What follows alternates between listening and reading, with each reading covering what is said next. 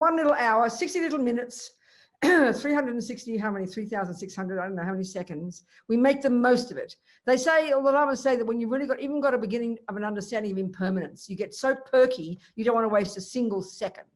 So let's be perky and not waste time, okay?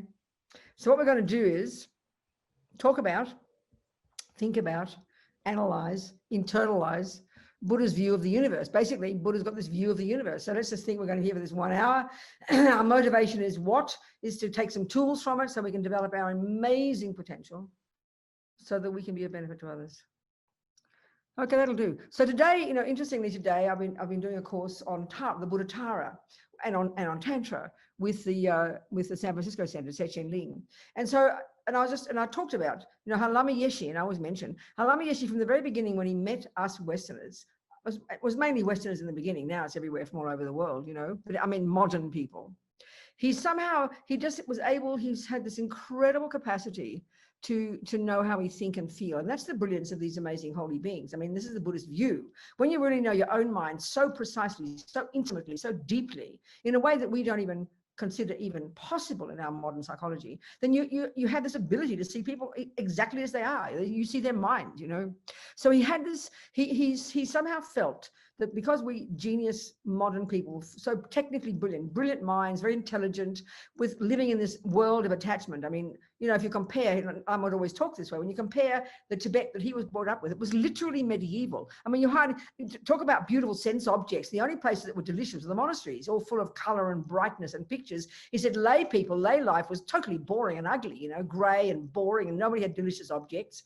But us people, we can see it and we take it so much for granted. We are just absolutely overwhelmed by incredibly delicious sensory objects of attachment. And we've created them. It's okay.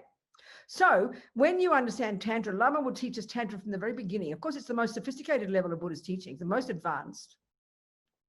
But he always felt that we could understand the principles of it.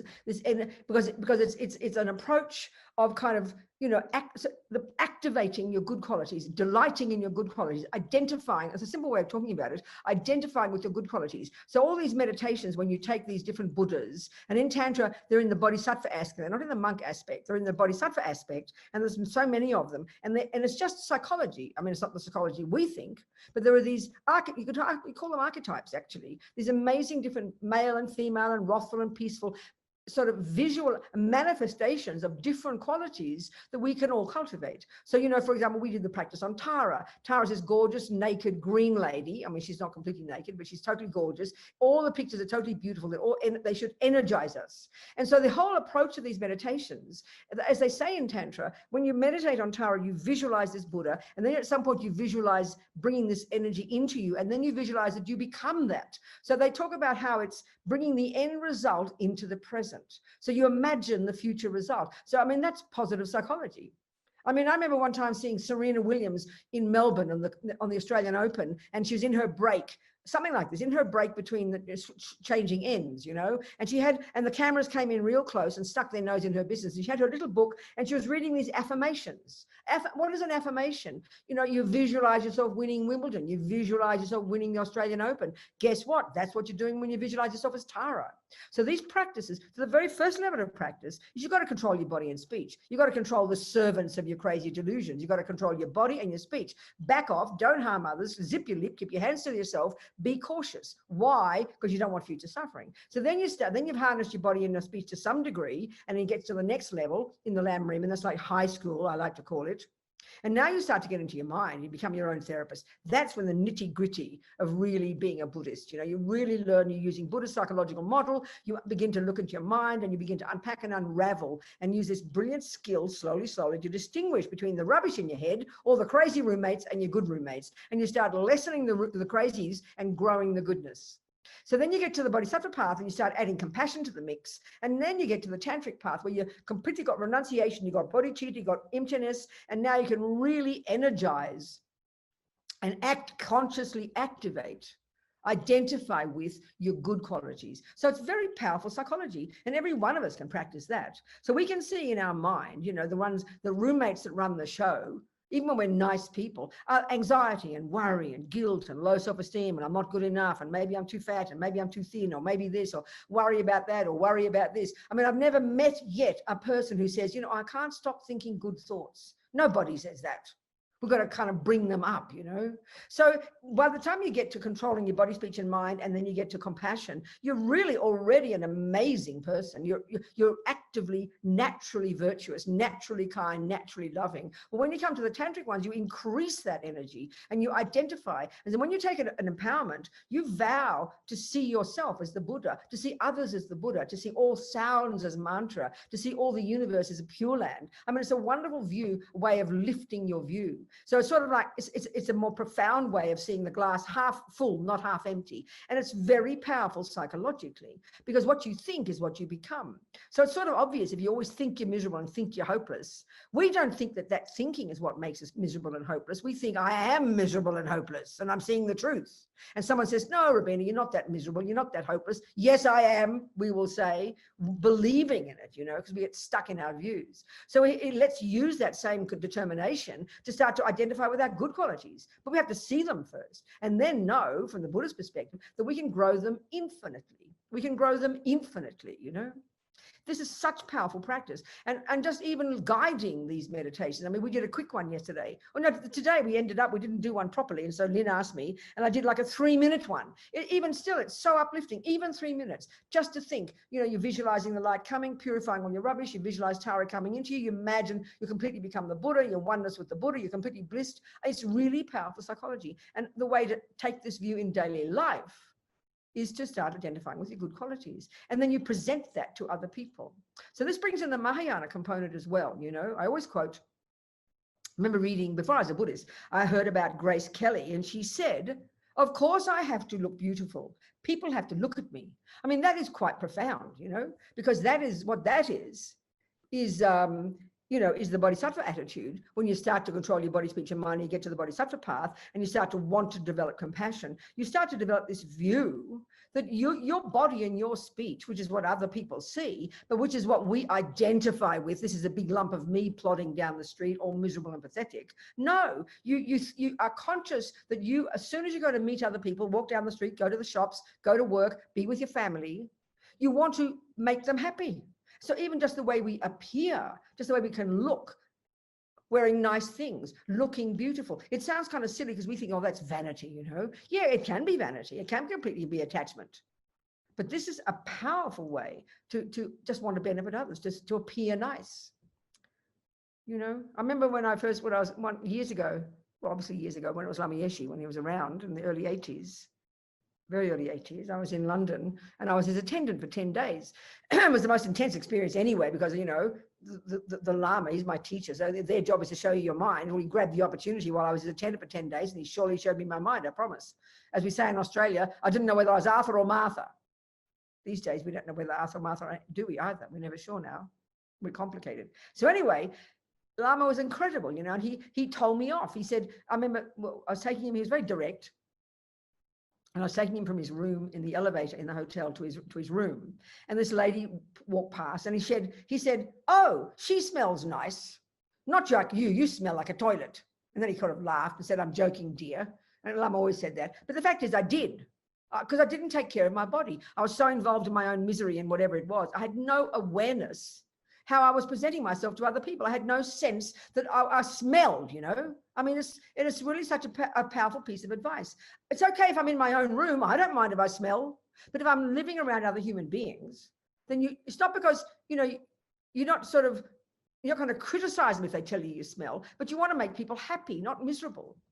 So this is even just the bodhisattva path. This is a really powerful view. But of course, when we're all miserable and overwhelmed by our own suffering, it's very hard to do that because we can't get past our own nose, But just this whole attitude, the bodhisattva one, and then especially the other one, the more advanced one, of actually identifying yourself with your good qualities. I mean, we just forget about them. We don't even recognize them. We don't even remember them, We don't even say them to ourselves. We're desperate for other people to tell us. We're hungry because we need approval. But we don't have, it seems like we don't have enough courage to tell it that we are ourselves okay. We need other people. And this is kind of interesting. Why don't we believe ourselves? 27 people can tell you 27 times you're a nice person. We won't believe it. One person says, what a mean person you are, Robina, and we will believe it instantly. So this really proves what we think of ourselves, doesn't it?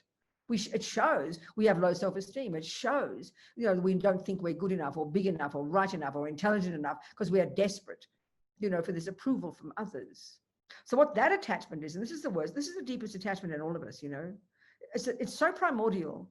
It's so deeply ingrained that we don't even notice it. It's just, we take it as a given. That we somehow feel we're not enough. And therefore we're hungry for other people to tell us we're enough, to tell us we're okay. It's very, very fascinating if we analyze it. But we don't question this. We just don't question it. And this is the suffering of attachment. This is what Buddha is pointing out to us, that, the whole sense of this, the whole sense we have, the delusions we have, the whole sense of this separate, bereft, lonely, poor me. Lama Yeshe was sort of quite direct and would call ego the self-pity me. Not trying to be mean, but if we analyze it, it is like that. And this is why we're so miserable. And this is the irony of ego. Buddha doesn't talk about ego as being big, some strong thing. Ego is this belief in this me that somehow is concrete and solid and set in stone, and that is separate from everything. So the more concrete we have a grasping at this sense of a separate self, the more literally, the more lonely we are, the more bereft, the more separate. The whole world is all out there, and I'm this poor, lonely, unhappy person. This is the commonest experience of human beings. And this is the suffering of ego grasping and attachment.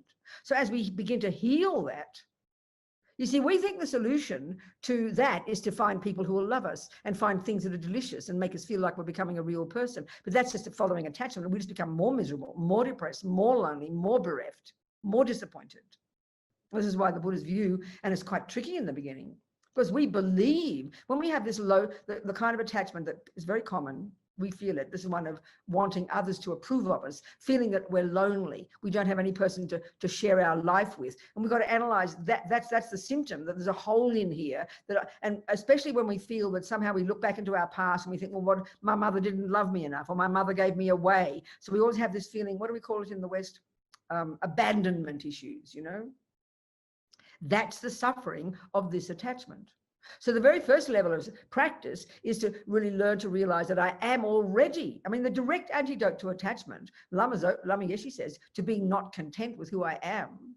This is the first, forget the final one of a tantra, but the first one, he says, you've got to learn to feel content. That sounds hilarious to us because we're convinced contentment will come when I get the boy or get the handbag or get the food. No, contentment is a state of mind. We have to practice it. And that means we have to literally argue with that attachment that feels I'm not enough, the attachment to be seen and heard by others as if that's enough. That'll make me feel I'm okay.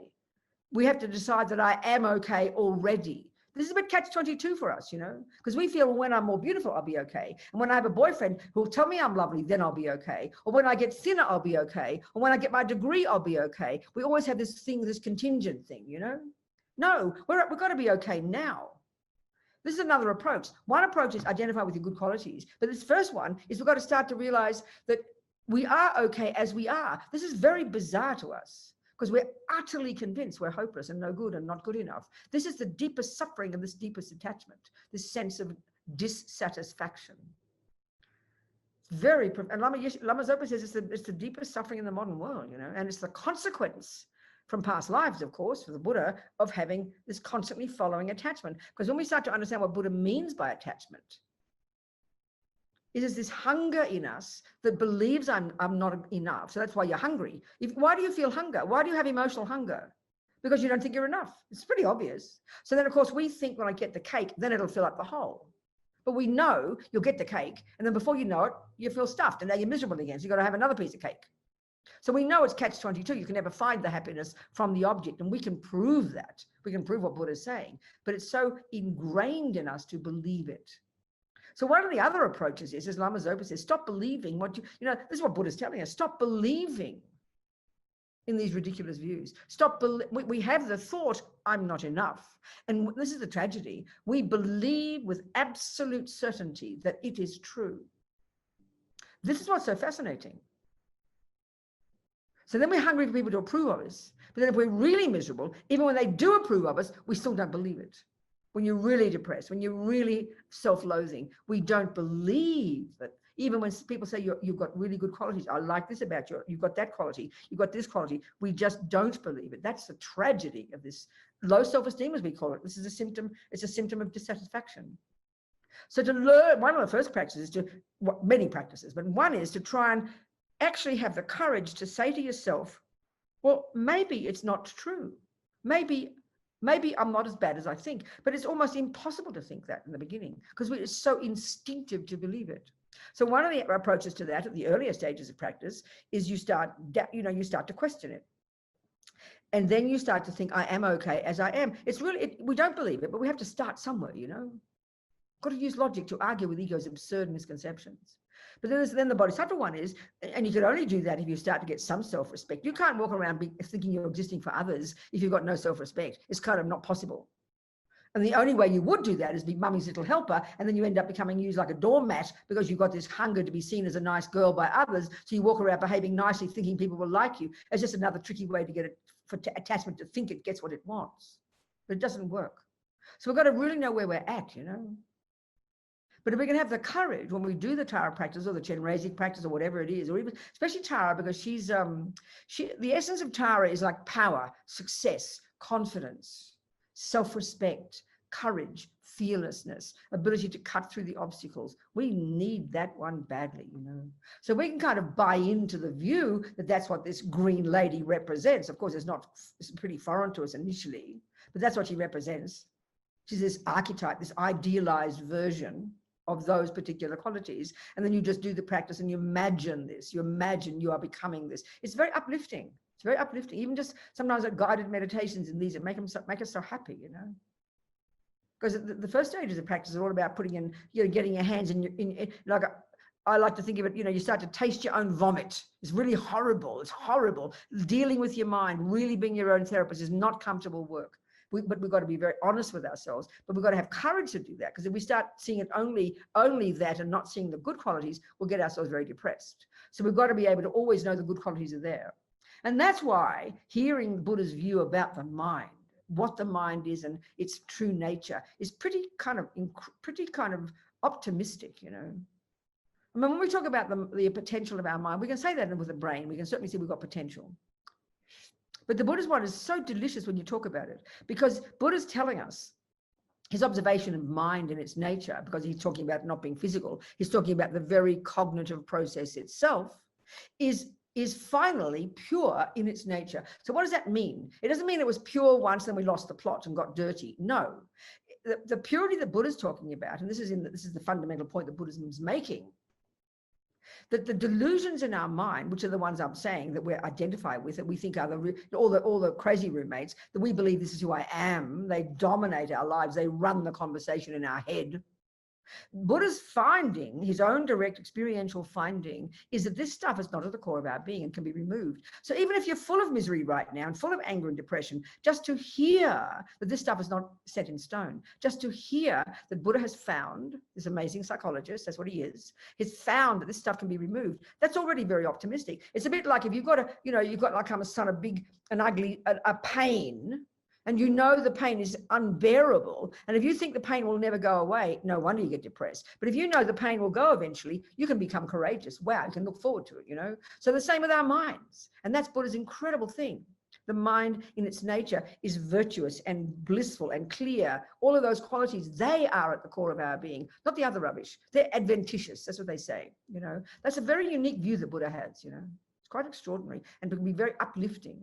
So this is what I'm talking about, the tantric approach, and this is the simple day-to-day level of it, is identify with your potential.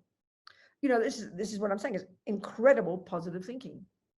Incredible positive thinking. You're identifying, they say, it's bringing the end result, your own, winning the Australian Open. You bring it to the present and you imagine yourself winning the Australian Open. That's not fantasy. It's a cause for winning it. It's a cause for becoming the Buddha, And it lifts the mind.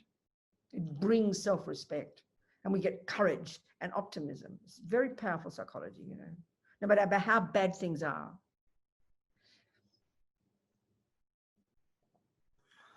What do you think? Any questions about that or anything else at 5:20 in Santa Fe? Any questions about that? Makes sense? And Robina, I just wanted to remind that last Sunday we said we might do a short 4 opponent powers practice. Oh, did we? Okay. But All right. of course, it's up to you. Okay, no, I forgot. Yeah, okay, okay, let's go. We're in this direction now. We see where it takes us, okay? We can do it next week.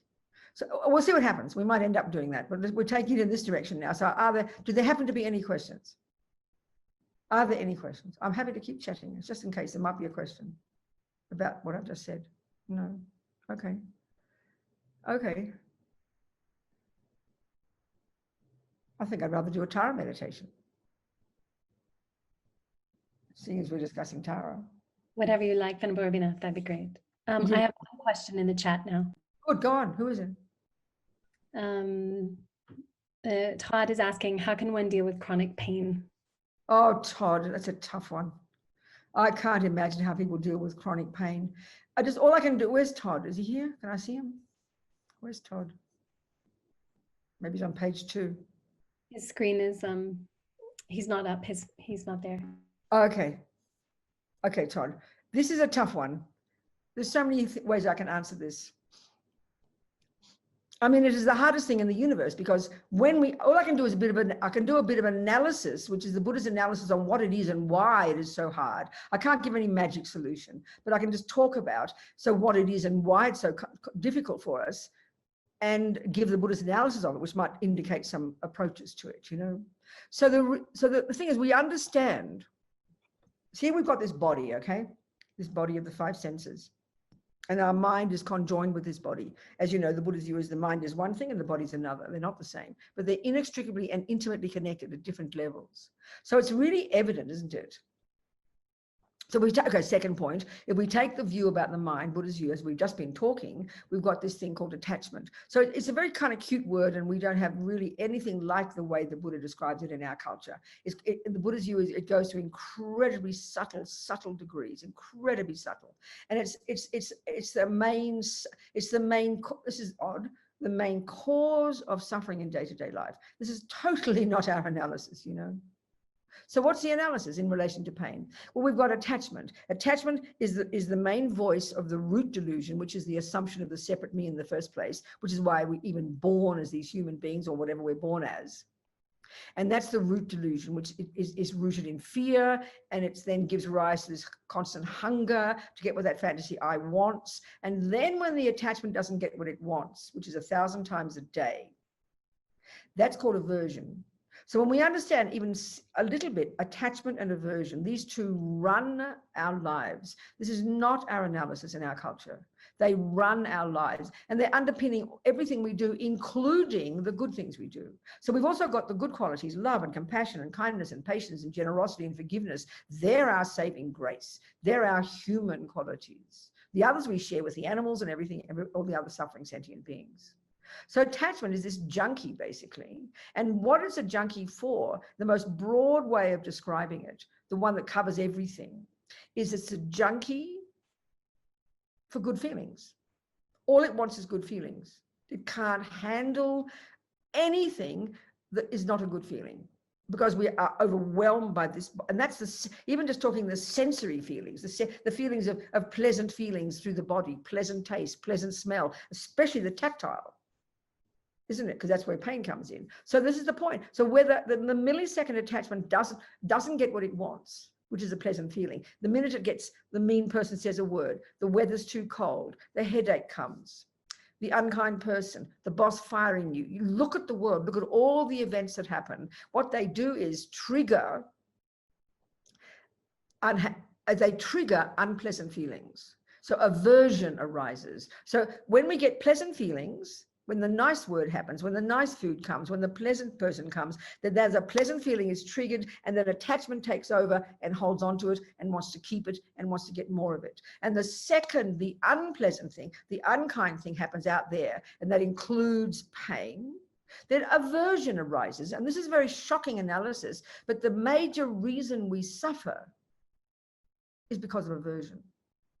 So the way attachment pervades, it works continuously in our mind. And the most pervasive way is this one, that every second of the day, we're desperate for pleasant feelings, which means we need to have access to the things that will trigger the pleasant feelings. And pain is the exact opposite, isn't it? It's seriously, sometimes seriously unpleasant feelings, intensely suffering feelings. The word Buddha says we've got two kinds of feelings, pleasant and unpleasant. He doesn't use this word like an emotion. It's simply this bare bones, fundamental, a pleasant feeling or an unpleasant feeling. There are also neutral feelings, but who cares about them? Forget them. So all we want is pleasant feelings. This is so evident. So the attachment's job is to find the object such that when we have contact with it, pleasant feelings will be triggered. And then the second unpleasant feeling comes, that's called suffering. So then for people who live in pain, in unpleasant feelings of pain, I can't even imagine bearing that. Because if I get a headache, I know if I take a pill, the pain will go away. If, there's occasionally now, but I used to have it more frequently, an intense arthritic pain that would completely have me on the floor in tears, in agony. I couldn't possibly sleep, but I knew it would last 36 hours. So all attachment does, so attachment only wants no pain.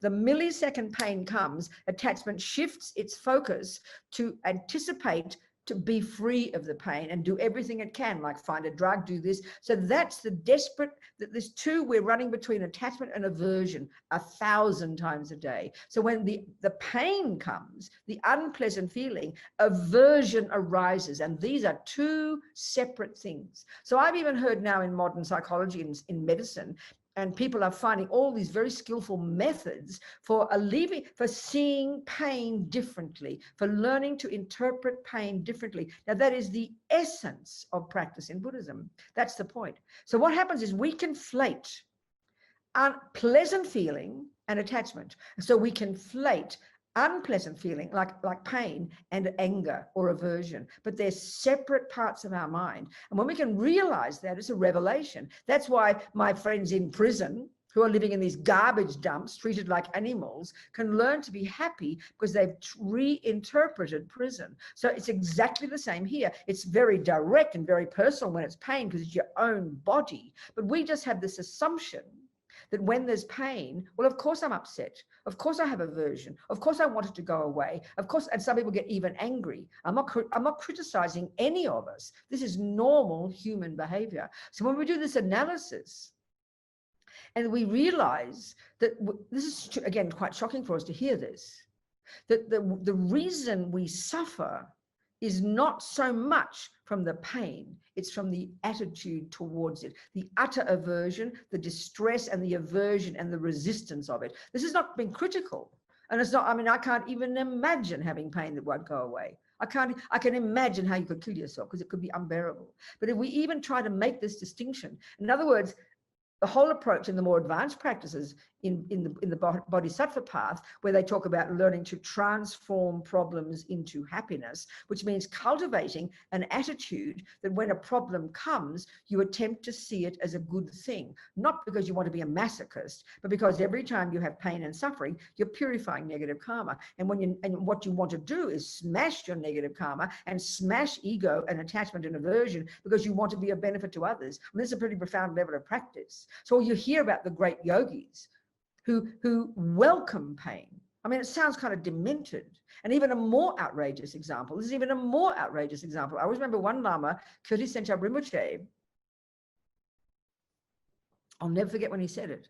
It was translated, of course, he doesn't speak English, but he said, for this certain level of bodhisattva, a certain highly advanced practitioner who's gone beyond attachment, aversion, gone beyond ego, realized emptiness, got incredible levels of bodhicitta. For that person, the action of cutting off their hand and feeding it to a starving animal is as inconsequential as a leaf falling off a tree. It was outrageous to hear that. So the logic of that is this, that they've got a body and they have nerves. They're not stupid. They know their hand has been cut off. But because they've gone beyond ego grasping, they've realized emptiness, they know there's no self to grasp at, therefore they've completely gone beyond attachment and anger and all the other delusions, and they've got unbelievable compassion. Then that compassion is so powerful that the pain in their hand is as inconsequential, or minus their hand, is as inconsequential as a leaf falling off a tree. I mean, this field seems inconceivable, but this is possible. So the mind is the most powerful. And as I said, I've even heard people who work with pain management are recognizing that by seeing it, interpreting things differently, we can find methods to navigate unbearable pain. I mean, again, I can't even imagine it. Anytime I get pain, I know it'll end, you know, one day maybe it won't. So it's really a difficult one. It's an extremely brave attitude. But when we understand this analysis of the mind in Buddhism, it's very profound. I mean, to really recognize that aversion to the pain is what makes it 1,000 times worse, because the mind is so distressed, you know. And I think we can prove this. It's kind of interesting. So at least we can work on the aversion. That's the Buddhist approach. It doesn't mean necessarily, I mean, the pain will be less unbearable, perhaps. And it's a good experiment. It's good to experiment with it, because that's the essence of Buddhist practice. Because again, we use the logic, well, if you're in a disgusting prison and you're sent there when you don't belong there because you're innocent, that of course you have to suffer. You can't not suffer. It's not true. You can change your mind. And I've got my friends in prison to prove it. So even the same with pain. And I mean, of course, if we can find a pill to make it go away, please take the pill. So really the essence of it is to change the attitude towards it, change the view towards it, see it differently, try to, and all sorts of other things I don't know enough of, but that's the essence of the Buddhist approach, Todd, and I'm sure you know that, but just talking about it. It's very profound, really. Not easy though, my goodness. Because look how we are addicted to pleasant feelings. And that's the point about our culture, you know. I mean, when we talked about, I think last week for the San Jose Center, Christina in Australia and I gave a bit of a talk about the trek that we lead up to Lama Zopa's cave in the mountains up near Mount Everest. We're not quite there, but on the way up, you know, quite a few thousand feet up. And it's very basic up there, totally basic, freezing cold, you know, Celsius, like -10 degrees in the mornings every day. And there's no heaters in the room. The only room that has a heater is the central room where you eat your meals. So naturally, because I mean, here I am living in Charmaine's kind house. Charmaine is, you know, moved out of her house just for me, and I've got a floor that's got heating in the floor. I can't believe it, you know. It's got heating in the floor. I've got an AC machine that's so silent. Most AC machines for me are so ugly. This is completely silent. So the second it gets too hot, on goes the AC. The second it gets too cold, on goes my heater. I can just press a button, and now I've got an air purifier. I've got to get a humidifier. I've got all these magical things. In other words, what I've got is things that just whenever I want something, I can get it. Now that's our brilliance in our modern technical world, but all I'm doing is feeding my attachment. And look what happens if the heater doesn't work. Look what happens if my AC doesn't work. The mind gets upset. You get aversion. No AC. So when you go to India and Nepal and you live in these places that are so basic, going up the mountains on a trek, and these walls paper thin and 10 degrees below zero with snow outside, and you see the Tibetans and the Nepalese people running it, and they're beaming, smiling, but you're sitting there being miserable with your scarf on, your hat on, wishing you'd get into a warm room. That's why we're miserable, because we're so addicted to getting nice things and getting pleasant feelings. And we're just thinking it's normal world. And then we get so arrogant about these pathetic people, can't they give us heaters, you know? Because that's addiction. That's what we're addicted to, pleasant feelings. So just to go to India and the suffering I saw, the main suffering of walking up the mountain was because my body wasn't comfortable. It's just because my attachment wasn't getting what it wanted.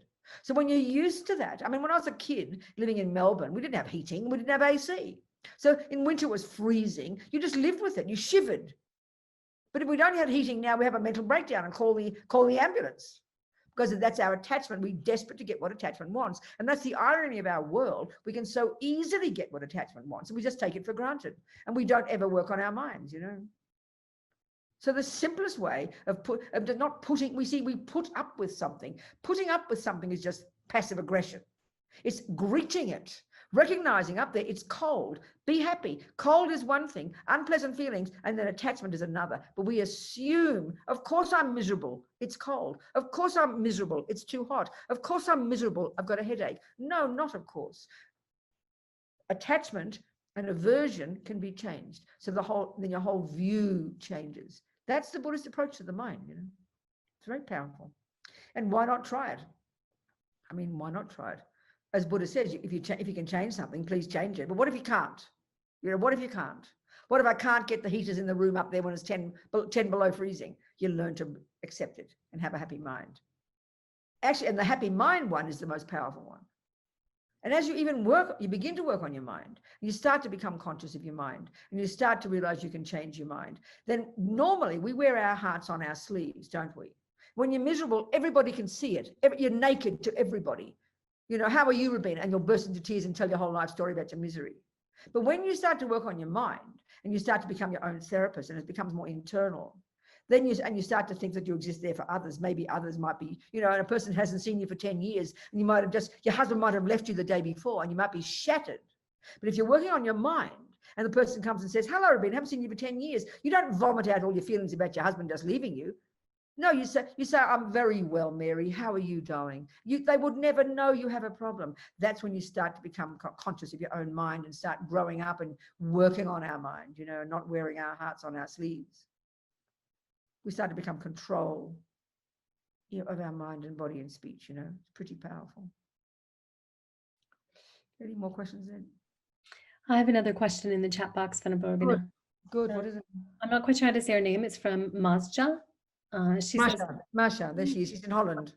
How do you combine aiming big? Middle of the night for you again. What are you doing in the middle of the night, honey? What time are you there? 1:30. In the morning? In the night. That's right. Well, in the morning, early morning. There you go. Well done, girl. Maybe she's a night owl anyway. So what's her question? What's your question, Masha? Tell me. It's linked to the beginning that you were sharing.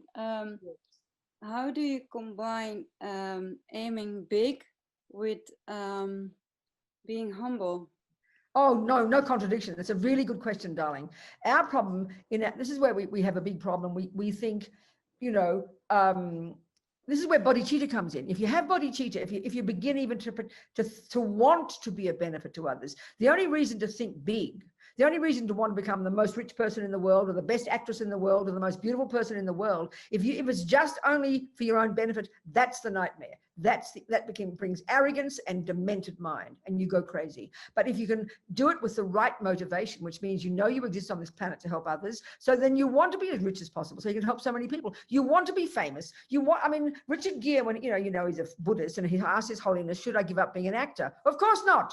The more people who see you, the more you can want to be a benefit to others. Just by seeing him, they can connect, you know. So that if you've got that view, no pride involved, and you've got to work on it.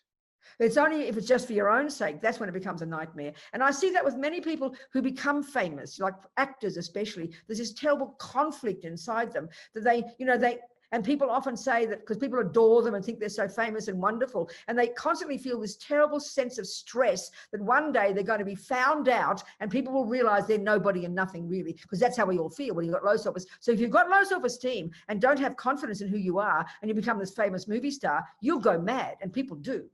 People go crazy. Or you're like Marilyn Monroe, and I find her the most amazing example. I mean, without knowing her mind, but it looked to me, if I do the analysis, there she was, this totally divine looking person, and she had the karma to be adored by millions of people. That's due to past karma, God knows what lifetime. But so she always felt a total fraud. She never believed whatever she got, but she was at the same time like a little vampire. She was hungry, greedy for approval, greedy for people to tell her she's divine, but she never was able to believe it. So she literally went mad.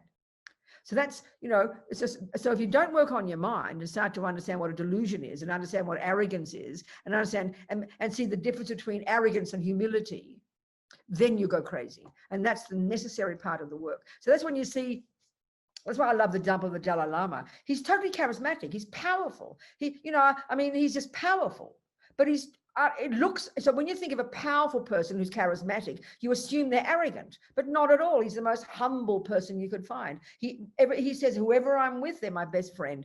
Everybody I've ever spoken to and interviewed, when I was working for Mandela, and we invited His Holiness to Australia, and, you know, the whole country adored him. But everybody I talked to, the policemen, all the media people, everybody was moved by this wonderful, kind person. But he's not stupid. He knows that people like him, but he doesn't take it personally. That's when there's no arrogance. So that you've got to have the bodhisattva part and the first part together nicely, and know the difference. between, you know, low self-esteem and self-loathing and arrogance, because low self-esteem and arrogance actually, Masha, are the flip side of each other. If you've got arrogance, you just have to prick you once and you'll be deflated and it'll turn into low self-esteem. But if you've got humility, you've also got confidence and self-esteem. So the positive qualities are very powerful and they're not self-centered. So we have to have the courage to see the difference and practice the difference. So if you're going to be famous or people like you or you become successful, don't be nervous about it. You've got the karma to be that, do it, but do it with the right reason, for the right reason. And then use that to make people happy. Otherwise you go mad. Do you understand? Yeah. Masha? Yeah. You got to know your own mind, honey.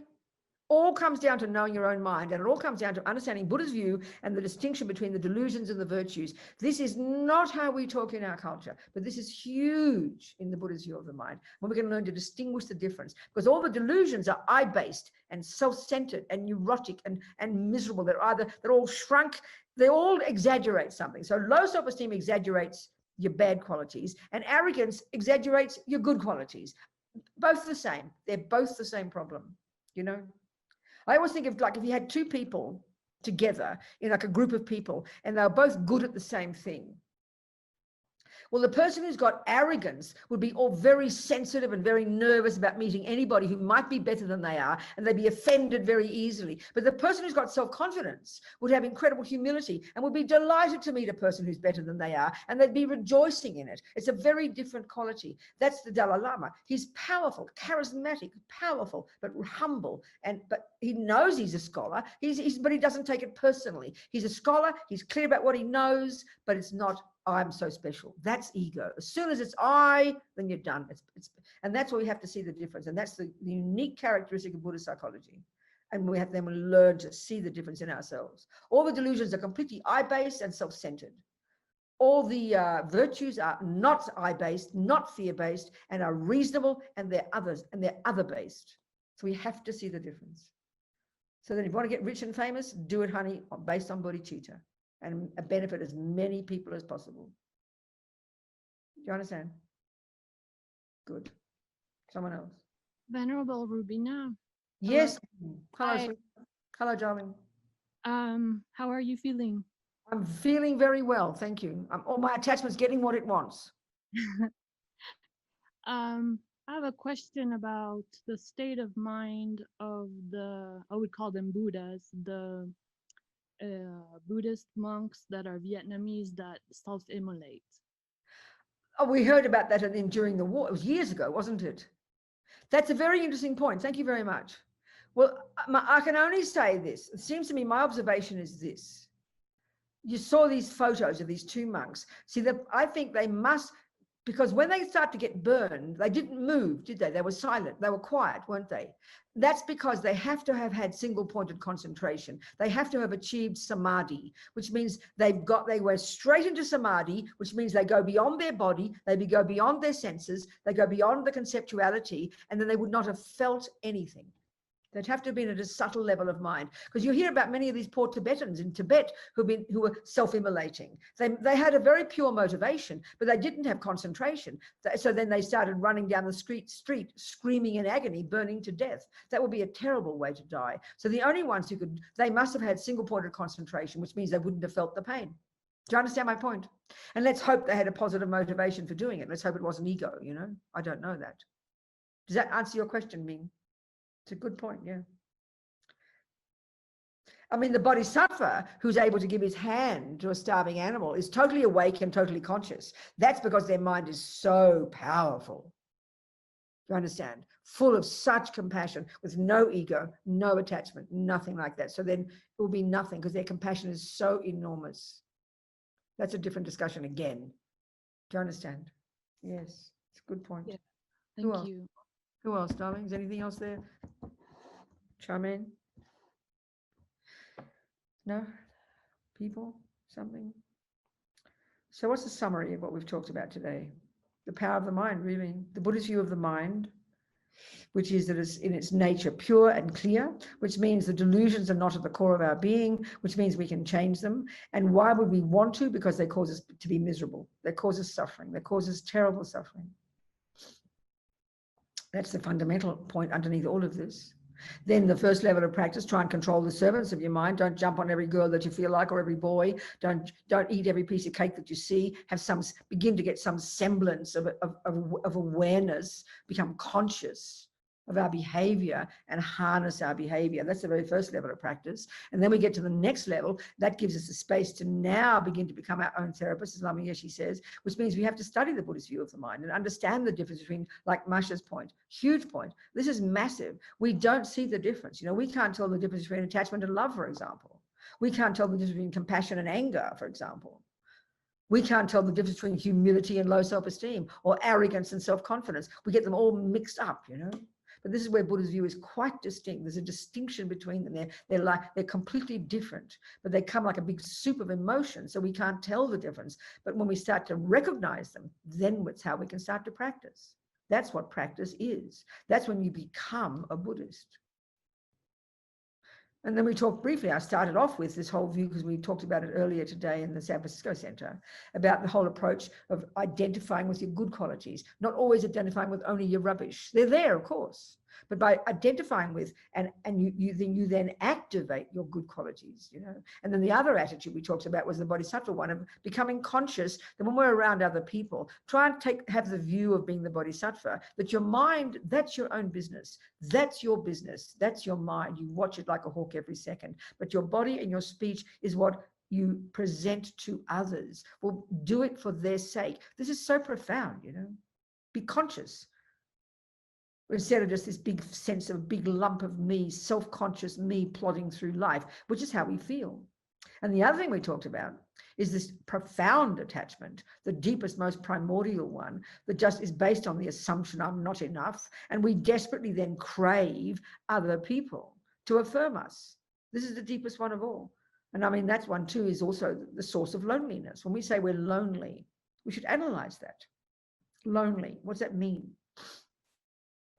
There's attachment in us that feels I'm never enough. And we have all these thoughts in our mind. We're constantly thinking about this and thinking about that. And if only this, and if I could this, and if only she this, and we have all these stories we're talking, and we always want to tell people our thoughts. We're always having a conversation, a dialogue in our head, and we want other people to hear our thoughts. Because why? Because we don't value ourselves. We don't value our thoughts. It's so fascinating. That's the suffering of attachment. So we feel if I could have someone to share my thoughts with, somehow we feel that validates my thoughts. But if your thoughts are so crummy, why would you want to share them with anybody? I don't understand. But that's how we are, isn't it? And we don't question these assumptions. We just believe in these stories, you know. And this is what's so fascinating about our psychology. We define ourselves as social beings, meaning the way we become a proper grown-up is by socializing. We have to be socialized. We have to relate to other people. We have to see other people and be, you know. So when you think about all these people who are called autistic, and I really think that it's very interesting. I look at that girl, what's that, Greta, that Dutch girl. What's her name? Greta who, Masha? What's her name? Thornburg? Thunberg. And Masha can say it properly because she's Dutch. Tell us how you say her name properly. She's from Denmark. Oh, beg your pardon, she's not Dutch. Forgive me, I made a mistake. She's Danish. Okay, forget it. What's her name again? Greta what? I think it's Thunberg. Who? What's her name? Thunberg. Okay, whatever it is. Greta. Call her Greta. Let's call her Greta, okay?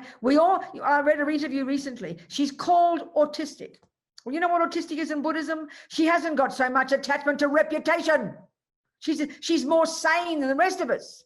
Okay, she looks a bit like she's isolated and a bit depressed and miserable, maybe she looks. But she's got this clear, I would suggest, you know, many people are called autistic or Asperger's, those ones, you know. They don't, maybe you could say, I mean, the milder ones, it's a word that's used for a big spectrum of many kinds of people. But my sense is that she said it. She says, she doesn't need to be around people much. She doesn't need to have approval. So then we think that's mental illness. I think it's the bloody opposite. The craving to always be approved of by other people. When you're two little girls all talking and all trying to, you know, get each other to approve, they burst into tears and they cry, little children, let's say. We call that normal. But maybe Greta just wasn't like that. She was content to play with herself. We consider them abnormal. I think we're mad. When you don't crave so much approval, but we think that's mental illness in our culture. I mean, we're really ridiculous. Of course, there can be some people who are too isolated in themselves. That's not a problem. That also is a problem. But just the craving not to have around people all the time and not to be approved of. I mean, that's a marvelous, healthy sign, it seems to me. You're able to, that's why she's able to stand up and say things that people are too scared to do. I mean, it's just my opinion. A very great documentary about her now. New, it's amazing. I saw it last week. It's No, I've heard it. I must watch it. It's interesting. But that's, I mean, that kind of way we, and especially the ones that are super, I'll tell you an example. One of my friends, a Buddhist, a student of Lama Zopa, her little child, when he was about 2 or 1 or even less, maybe 2, he was wild energy, super intelligent, crazy energy, and so one of the psychologists said he's autistic. And she was really worried. I said, for God's sake, please go and talk to Lama Zopa, They're clairvoyant. They can see these people. So he started giving this little boy all sorts of practices to do, like recite the Heart Sutra and do this and memorize it. He memorized all these prayers. I mean, maybe 3 years old. And then I thought, why don't you send a picture of him and ask the Tibetan doctors? Tibetan doctors are these lamas. They're yogis, many of them, and they know minds and bodies intimately. So she sent a photo of him and some symptoms of how he behaved, this wild, super intelligent, insanely intelligent kid, right? And he was like maybe by 3 by this point. She sent a photo and a few symptoms, and he wrote back and said, yes, that's how yogis behave. So he's the reincarnation of a yogi. His mind is super genius. That's exactly a yogi's mind. Yogis' minds have incredible detail. Those who realize emptiness and they get reborn, their minds are genius. They see things exactly, they're super clear. They can also be very wild, so you have to harness them, help them, But basically he's a reincarnation of some meditator, whereas the West calls him autistic and mentally ill. I'm not trying to be like Tom Cruise and criticize psychiatry. I'm not trying to be like that. Just talking. So our view of what's normal in our culture, I question it, okay? I question it. I like Buddha's view better, obviously. It's more refined. It goes deeper in. It's got a whole different analysis of what is valid and what is not. It's very fascinating. So if we're Buddhists, we should attempt to use Buddha's view, But most Buddhists I know, they keep using the Western view. Oh, I've got a personality disorder. Well, join the universe. We all have. It's called attachment and anger, okay? Doesn't have to have some fancy label. What do you think OCD is? It's out of control mind. What do you think ADHD is? It's out of control mind. What do you think bipolar is? It's extreme attachment and aversion. I'm not trying to be sarcastic. I'm not trying to be clever here. I promise you. It's just a different model, the way to describe the mind, And the Buddhist one is more hopeful, I would suggest, and more nuanced, I would suggest. That's for you to find out by studying Low Rig. It's time to go home nearly. I've ranted and raved for an hour. Okay, you people. No questions. So why don't we just look at our mind, do a little meditation on the mind, simple one. It's from Mahamudra. I keep talking about this one. It's Mahamudra. And the first part of the Mahamudra meditation, which is a meditation on realizing emptiness, is we learn to focus on the mind itself. And this meditation itself can help us begin to get a taste for the clarity of our mind, But we're so busy with all the crazy conceptual thoughts and so busy with all the sensory experiences, we don't give our mind a chance, So why don't we just do that just for a few minutes, 5 minutes maybe. Hang on.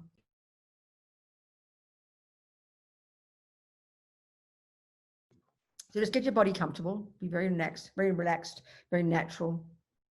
Get your body comfortable, your body upright, head slightly tilted forward, your hands relaxed in your lap, whatever. And just for 5 minutes, we're going to just decide with strong determination just to pay attention. We're going to pay attention to whatever arises in your mind. Don't worry about what it is. Don't try to conjure thoughts. If thoughts come, don't have dialogue with them. Don't wish they weren't there. Don't try to describe them. Just whatever arises, even if you're a bit confused, sometimes you're not sure what's happening in the mind. That's okay. But with strong determination, stay alert and sharp and just pay attention to whatever pops up in your mind. That's it.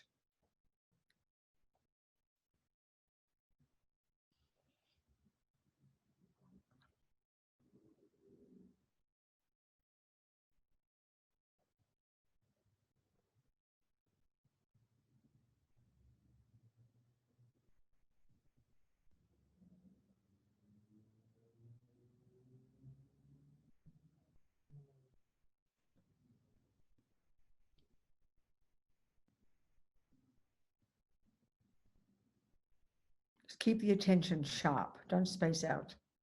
Just pay attention to the mind, to the thoughts.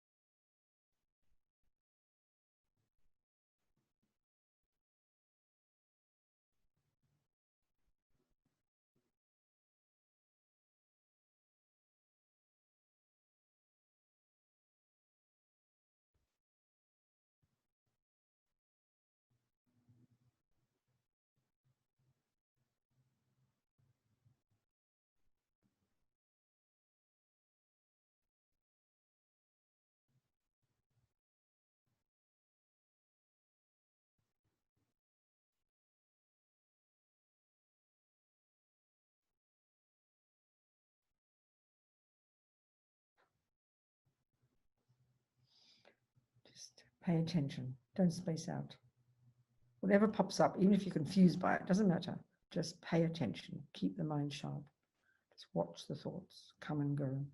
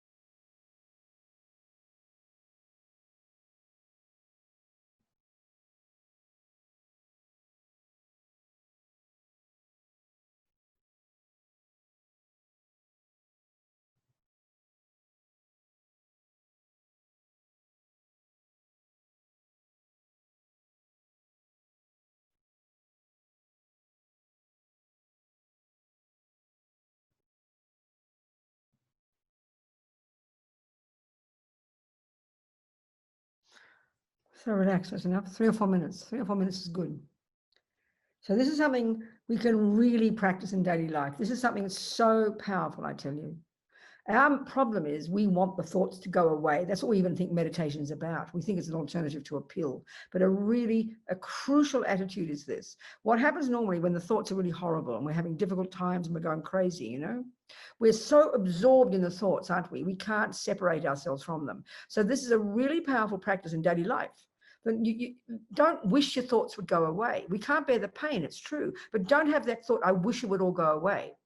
It just takes courage to do this. So let the thoughts come, but you have this clarity to not have a conversation with them. Let them come and then let them go. Let them come and let them go. Because what keeps them burning and growing is we buy into them and argue with them and freak out and talk this and he this and she this and he this and how dare this and if it's not this and it's not fair. We go on and on. We just build it all up till we go mad. You've got to, the thoughts are ancient stuff that's out of control for a long, long time. We know that. You don't have to consciously have a thought. They come like wild, aren't they? So don't just sink into them. Don't just become completely distressed. You watch and allow them to come and you don't buy into their stories. That's the powerful practice we have to try and do. That's a powerful practice every day. In the sink, in the toilet, you hear yourself talking, raving on, shut up, Robina, and let the thoughts come and go. It's powerful, I tell you. And that's a major practice for all of us. But because we can't stand them, and then we think I'm a bad person, we think, oh, I've got to make them all go away. We can't make them go away. We just make them worse. But when you don't buy into them, then they fade. Then they will fade. They won't have so much power. And then we have learned to have the wisdom to identify, yes, there's anger there. Yes, there's jealousy, but it's not who I really am. It's old habit. It's all right. But I've got goodness. I've got patience. I've got kindness. And try identify with that part of us. This is the work we have to do in our mind every day. This is being your own therapist, I tell you. It's not easy, but this is the job. That's it. Goodbye, everybody. 1 hour of thoughts. If it's something useful, I'm very happy. If it's not, I'm very sorry. I'll try better next week. Okay, people. Much love, everybody. And Thank you.